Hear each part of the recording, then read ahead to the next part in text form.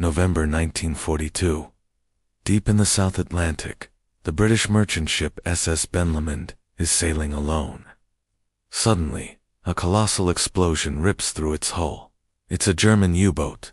Within 2 minutes, the ship vanishes beneath the waves, taking almost its entire crew with it. Almost. One man, a 24-year-old Chinese steward named Poon Lim, finds himself clinging to debris, surrounded by the vast empty ocean. He would spend the next 133 days adrift on a tiny wooden raft, setting a world record for survival that still stands today. This is the insane, 100% true story of the man who refused to die. Poon Lim wasn't a sailor by trade. He was a cabin boy who'd been rejected by the Royal Navy because of his small stature. Now, that same man was alone, with nothing but an 8-by-foot wooden raft, his only supplies. A 40-liter tank of water, some biscuits, a bit of chocolate, and a flashlight. For the first few weeks, he rationed these meager supplies with incredible discipline, eating just 2 biscuits and taking a few sips of water each day. But he knew it wouldn't last. The ocean was his new home, and he had to learn its rules, or die.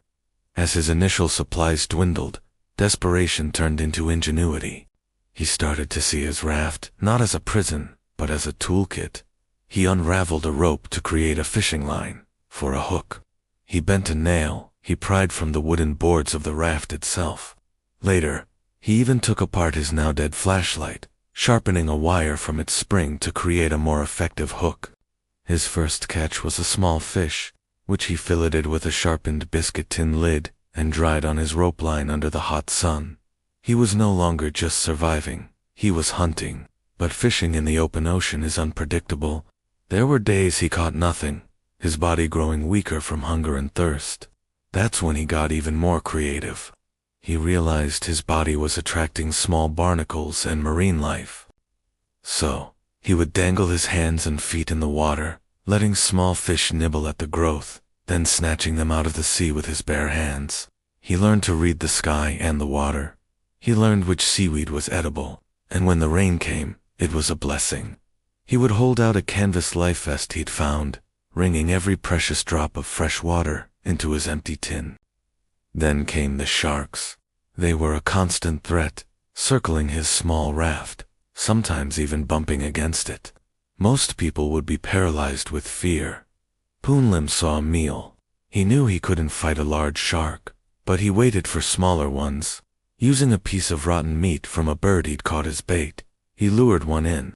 In a moment of pure, primal courage, he grabbed the shark's tail as it thrashed, pulled it onto the raft, and bludgeoned it with his water jug.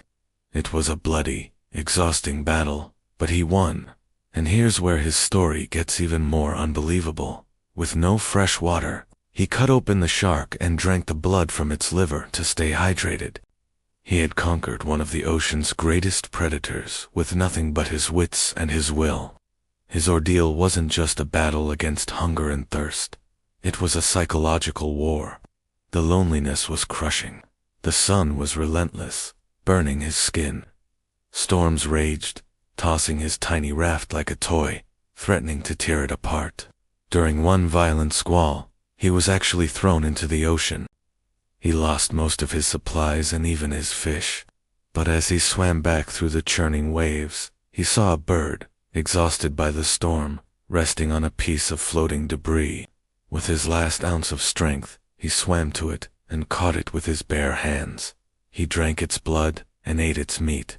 Even at his lowest point, he found a way to keep going. He saw several ships on the horizon. The first was a freighter. He screamed and waved, but it passed without stopping, likely fearing he was a trap set by an enemy submarine. The second encounter was even more soul-crushing. A German U-boat, possibly the same one that sank his ship, surfaced right next to his raft. The crew saw him. They could see he was an Asian man, clearly not an enemy combatant. They looked at him, they laughed, and then they submerged, leaving him to his fate. It was a moment of unimaginable cruelty. Yet, even this didn't break him.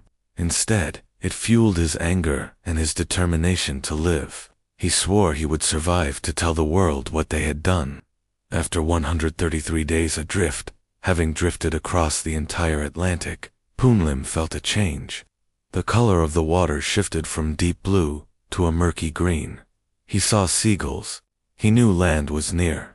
Soon, his raft washed ashore in a small inlet in Brazil.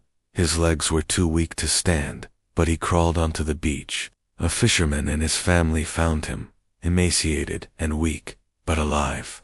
He had lost 30 pounds, but incredibly, he was able to walk out of the jungle with his rescuers.